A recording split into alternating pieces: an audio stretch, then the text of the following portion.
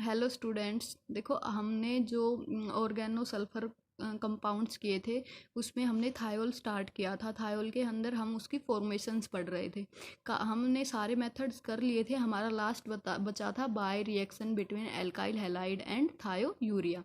इसको हमने best method बताया था। क्योंकि इसके अंदर जो बाय प्रोडक्ट बनता है वो यूरिया बनता है और यूरिया हमारे लिए यूजफुल होता है। यूरिया का यूज हम कैसे करते हैं, फसल्स वगैरह के अंदर एज ए फर्टिलाइजर के लिए यूज करते हैं। ठीक है, तो जो हमारे पास देखो एन ब्यूटाइल ब्रोमाइड, ये एक तरह का क्या है, हेलाइड है, एल्काइल हैलाइड। हैलाइड यहाँ पे है और ये एल्काइल ग्रुप है, तो हमने इसको क्या बोला है, एल्काइल हैलाइड।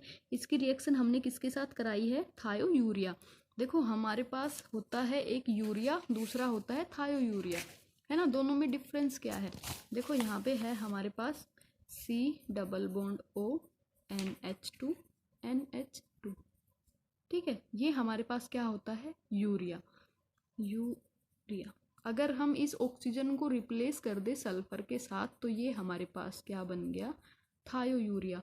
मतलब जहाँ पे भी सल्फर ग्रुप आ जाता है वहाँ पे हम थायो का यूज करते हैं। जहाँ पे ऑक्सीजन होता है ये हमारे पास क्या है, कीटोनिक ग्रुप है। तो इसको हम क्या करते हैं, इसको हम मेनली अमाइड ग्रुप कंसीडर करते हैं, C double bond O NH2। ठीक है, ये हमारे पास क्या होता है, सल्फाइड ग्रुप होता है, इसलिए ये हम इसके लिए थायोल यूज करते हैं। और ये हमारे पास क्या है, सिंपल यूरिया है। अब देखो इसकी रिएक्शन है हमारे पास, ये क्या है यहाँ पे, थायो यूरिया, क्योंकि यहाँ ऑक्सीजन जगह पे क्या है, सल्फर है। अब हमने इसकी रिएक्शन कराई किसके साथ, वाटर के प्रेजेंस में इसकी रिएक्शन कराएंगे। तो देखो हमारा Br है, ये क्या करेगा, यहाँ से हट जाएगा। ठीक है, यहाँ पे हमारे पास ये ग्रुप बच जाएगा। अब जैसे Br हटेगा यहाँ पे तो ये सल्फर आके इसके साथ अटैच कर जाएगा। देखो सल्फर है, उसने किसके साथ बॉन्ड बना लिया, इसके साथ बॉन्ड बना लिया। ठीक है, यहाँ पे एक CH2 मिसिंग हो गया, CH2। ठीक है, यहाँ पे हमारे पास ये है, ये जो कार्बन है, जो ये वाला कार्बन है, ये किसके साथ अटैच हो गया, सल्फर के साथ। ये वाला कार्बन सल्फर के साथ अटैच हो गया। ठीक है, अब हम इसको वाटर के साथ रिएक्शन कराएंगे तो क्या होगा, जैसे हम इसकी वाटर के साथ रिएक्शन कराएंगे H प्लस और OH माइनस के साथ, तो जो OH माइनस है, जो ऑक्सीजन है, वो तो इस कार्बन के ऊपर चला जाएगा और H हमारे पास बचा है वो S के साथ चला जाएगा। S के साथ तो H आ गया और ऑक्सीजन किसके साथ आ गया, C के साथ आ गया। अब एक H और बच गया, ये किसके साथ आ जाएगा, HBr। ठीक है, मतलब हमारे पास वाटर है, वाटर के अंदर 2 हाइड्रोजन है और एक ऑक्सीजन है। ऑक्सीजन कार्बन के साथ चला जाएगा, एक हाइड्रोजन सल्फर के साथ और दूसरा हाइड्रोजन जो Br निकला है उसके साथ, और हमारे पास क्या बन जाएगा, यूरिया प्लस ब्यूटेन 1 थायोल और HBr। ठीक है, अब हमारे पास आता है boiling point. Boiling point of thiol होता है वो लोअर होता है किसकी कंपेयर में, अल्कोहल के कंपेयर में। अल्कोहल का बॉइलिंग पॉइंट ज़्यादा होता है, थायोल यूरिया है, मतलब जो थायोल है मेनली उसका जो बॉइलिंग पॉइंट है वो कम होता है। क्यों, क्योंकि जो वाटर या अल्कोहल है, अल्कोहल के अंदर OH ग्रुप है, वो क्या करता है, हाइड्रोजन बॉन्डिंग करता है, लेकिन थायोल के अंदर हाइड्रोजन बॉन्डिंग नहीं होती। ठीक है, फिर आता है केमिकल प्रॉपर्टी ऑफ थायोल। इसकी देखो केमिकल प्रॉपर्टी भी सेम एज अल्कोहल की तरह है ना। जो एसिडिक नेचर देखना है, जो हमारा SH ग्रुप है, मतलब जो थायोल ग्रुप है वो मोर एसिडिक होता है देन अल्कोहलिक ग्रुप। क्यों होता है कि जो SH ग्रुप है हमारे पास वो क्या करता है, देखो जो SH ग्रुप है हमारे पास RSH या फिर ROH, जो ये वाला ग्रुप है ये मोर एसिडिक है देन OH से। क्यों, क्योंकि जो हमारा SH के का जो बॉन्ड है, ये S क्या है, लो इलेक्ट्रोनेगेटिव है, ये हाई इलेक्ट्रोनेगेटिव है। जो हाई इलेक्ट्रोनेगेटिव एटम होते हैं वो स्ट्रॉन्ग बॉन्ड बनाते हैं, जो हमारे पास लो इलेक्ट्रोनेगेटिव एटम है वो वीक बॉन्ड बनाते हैं। तो ये वाला बॉन्ड इजीली ब्रेक हो जाता है, ये वाला इजीली ब्रेक नहीं होता। तो ये easily H plus ion donate कर देता है। जो H plus ion easily donate करेगा वो मोर एसिडिक होगा, जो इजीली नहीं करेगा वो लेस एसिडिक होगा। दूसरा है, जो हमने थायोल बनाया है वो किसकी हेल्प से बनाया है, H2S गैस की हेल्प से बनाया है। ठीक है, और जो अल्कोहल होता है हम उसको किसकी हेल्प से बनाते हैं, वाटर की हेल्प से बनाते हैं।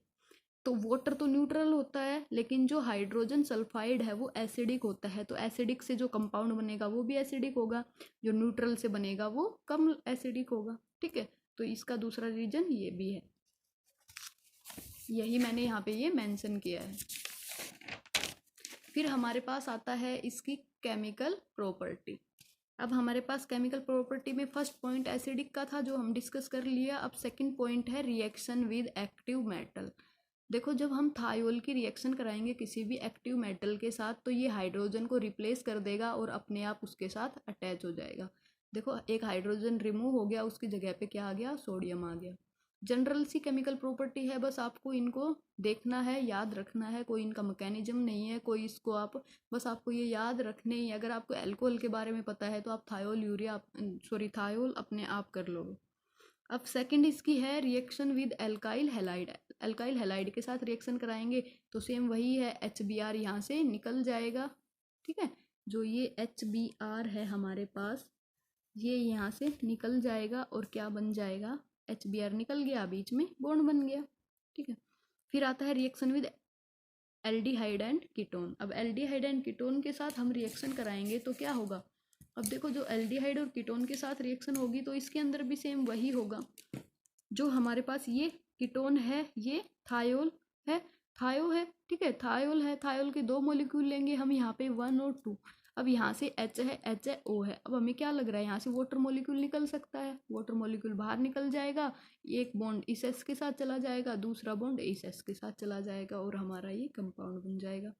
फिर आता है ऑक्सीडेशन। अब ऑक्सीडेशन क्या है, ऑक्सीडेशन देखो वीक ऑक्सीडाइजिंग एजेंट की प्रेजेंस में भी होता है, स्ट्रॉन्ग ऑक्सीडाइजिंग एजेंट की प्रेजेंस में भी होता है। ठीक है, अगर हमारे पास ये क्या है, मिल्ड ऑक्सीडाइजिंग एजेंट है, मतलब नॉर्मल है, नॉर्मल की प्रेजेंस में कराएंगे तो हमारे पास इस टाइप से बनेगा। अगर हम स्ट्रॉन्ग की प्रेजेंस में कराते हैं तो हमारे पास सल्फोनिक एसिड बनता है। ठीक है, अगर देखो वीक का हम देखना चाहे तो हमारे पास 2 ग्रुप है, CH2H5 और SH।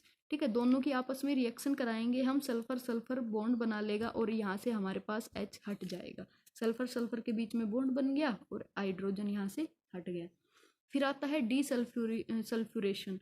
डीसल्फ्यूरेशन निकल की प्रेजेंस में कराएंगे तो क्या होगा, यहाँ से सल्फर हट जाएगा और हमारे पास क्या बन जाएगा, सिर्फ एल्काइल बन जाएगा और यहाँ से हमारे पास जो सल्फर है वो निकल के साथ अटैच हो जाएगा। ठीक है, फिर हमारे पास आता है थायो ईथर।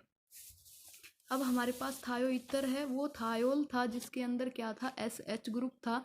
अब है हमारे पास थायो ईथर। थायो ईथर क्या होता है, ये एज इट इज ईथर की तरह होता है ना, जो हम ईथर पढ़ते हैं, CH3O CH3।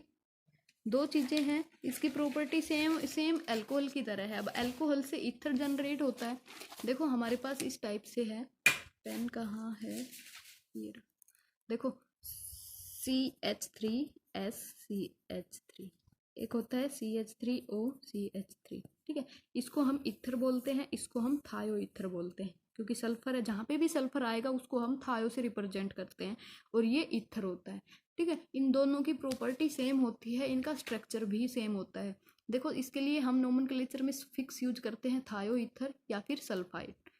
दूसरा जो हमारे पास है, अब इसका हमने देखो दिखा रखा है एक कंपाउंड का, जो हमारे पास CH3SCH3 है, इसको हम क्या बोलेंगे, मिथाइल थायोमीथेन। ठीक है, एक मिथाइल को हम प्रीफिक्स के लिए यूज करेंगे, दूसरे को मेन रूट के अंदर यूज करेंगे।